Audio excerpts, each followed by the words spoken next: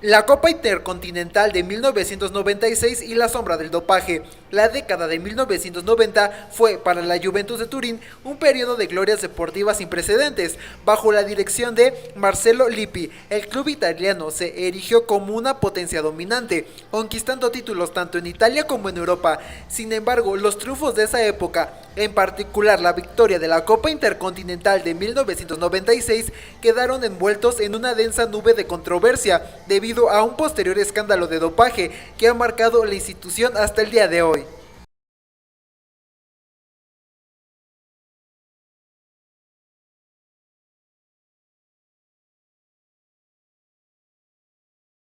La conquista mundial, la Juventus contra el River Plate en Tokio en 1996. El 26 de noviembre de 1996, el Estadio Nacional de Tokio en Japón fue el escenario de la 35ª edición de la Copa Intercontinental. Este prestigioso encuentro anual que enfrentaba al campeón de la UEFA Champions League contra el ganador de la Copa Libertadores pondría en juego la supremacía del fútbol mundial a nivel de clubes.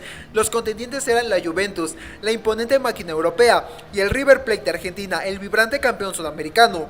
La Juventus de Marcello Lippi llegaba a Tokio en el cenit de su poder. Su plantilla era una constelación de estrellas, un equilibrio casi perfecto entre solidez defensiva, creatividad en el medio campo y un ataque letal. En el corazón del equipo brillaba Zinedine Zidane, un mediocampista elegante y visionario, que en ese momento estaba en la cúspide de su carrera, desplegando una magia inigualable. A su lado, el joven y talentoso Alessandro Del Piero, con su habilidad para el regate y su olfato goleador, se erigía como la principal amenaza ofensiva. Completando la delantera, el potente Alen Bosic aportaba fuerza y desborde. El medio campo, un motor incansable, contaba con el rigor táctico de Didier Deschamps y el despliegue de Vladimir Jugovic. La defensa férrea y experimentada estaba comandada por Ciro Ferrara y el temperamental Paolo Montero, protegidos por la seguridad de Angelo Peruzzi en la portería.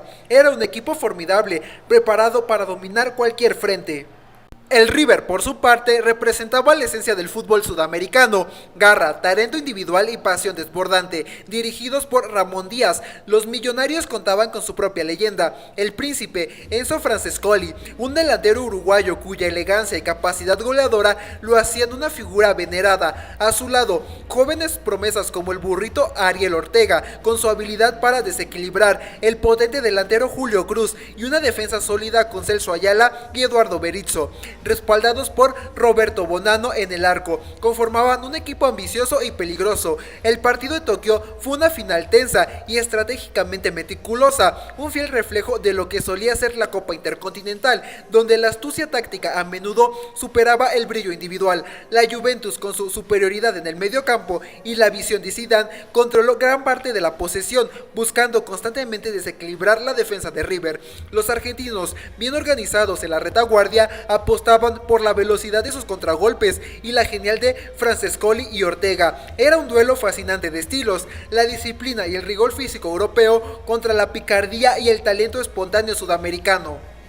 El momento decisivo del encuentro llegó en el minuto 81. Una jugada bien construida por la Juventus permitió que el balón llegara a los pies de Alessandro Del Piero. Con una frialdad y una precisión exquisitas, Del Piero ejecutó un remate que superó al portero Roberto Bonanno, rompiendo el empate y colocando el 1-0 en el marcador. Fue un gol que desató la euforia en el banquillo italiano y que sellaría el destino del trofeo. El pitido final confirmó la victoria de la Juventus. La vecchia señora se coronaba campeona de la Copa Intercontinental por segunda vez en su historia, sumando un nuevo y prestigioso trofeo a su ya impresionante palmarés. Del Piero, por su gol decisivo y su destacada actuación, fue reconocido como el mejor jugador del partido. Este triunfo consolidaba la era dorada de la Juventus bajo el mando de Lippi, un periodo que ya había visto al club ganar la Serie A en 1995 y la UEFA Champions League en 1996. Parecía un equipo invencible, una máquina perfectamente engrasada, construida sobre el talento de sus estrellas y una preparación física que asombraba a sus rivales. La sombra del dopaje, el oscuro caso de la Juventus de los años 90. Sin embargo, el lustre de aquellos gloriosos años de la Juventus y en particular sus éxitos europeos y mundiales quedaron irrevocablemente empañados por un oscuro escándalo de dopaje que emergería años más tarde. Las revelaciones y el consiguiente proceso judicial sembrarían una persistente duda sobre la legitimidad de sus logros de mediados de la década de los años de 1990. La investigación judicial sobre el presunto uso de sustancias prohibidas en la Juventus se centró en el periodo entre 1994 y 1998, precisamente los años de mayor éxito bajo Marcelo Lippi.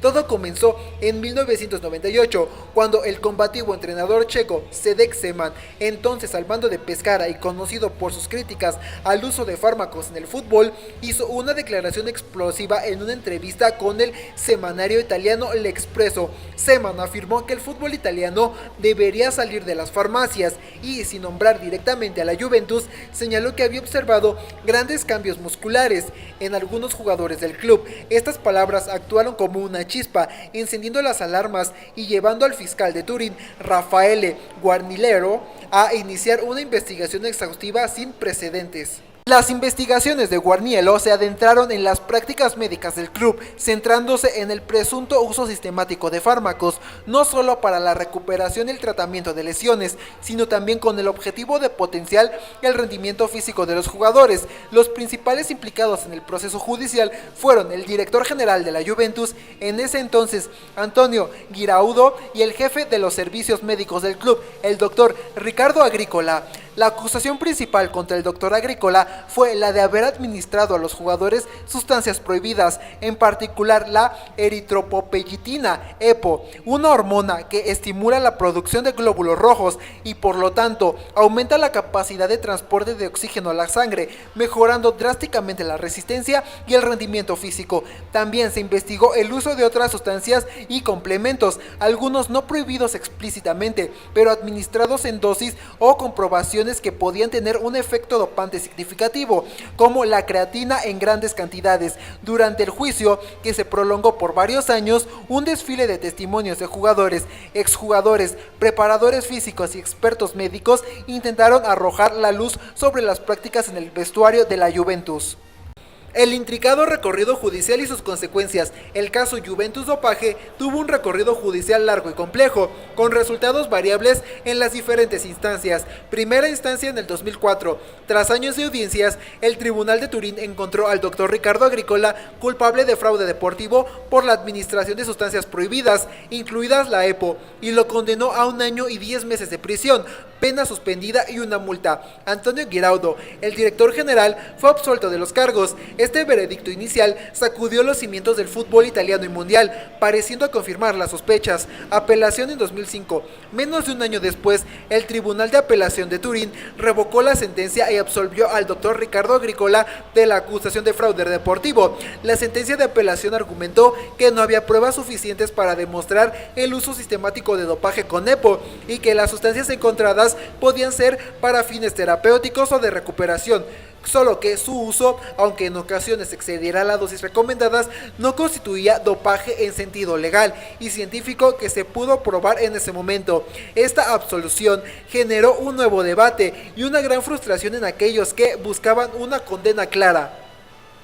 Corte Suprema de Casación en 2007. Finalmente, la Corte Suprema de Casación de Italia, el tribunal más alto del país, confirmó la absolución de Agricola, poniendo fin a la vía penal del caso. Esto significaba que, a nivel penal, el caso quedaba cerrado, sin condenas por dopaje sistemático para los máximos responsables. A pesar de la absolución penal de los implicados, el escándalo tuvo un impacto devastador en la reputación de la Juventus. La imagen de un equipo que había dominado Italia y Europa con una aparente superioridad física se vio manchada por la constante sospecha. La sombra del dopaje siguió y aún hoy sigue generando preguntas sobre la legitimidad de los títulos de la década de 1990, incluyendo la Champions League y la Copa Intercontinental de ese mismo año. Es importante señalar que, aunque el caso de dopaje a menudo se menciona junto con el posterior escándalo de Calciopoli, el fraude deportivo por manipulación de resultados y arbitrajes en 2006, por el cual la Juventus sí fue penalizada severamente Claramente,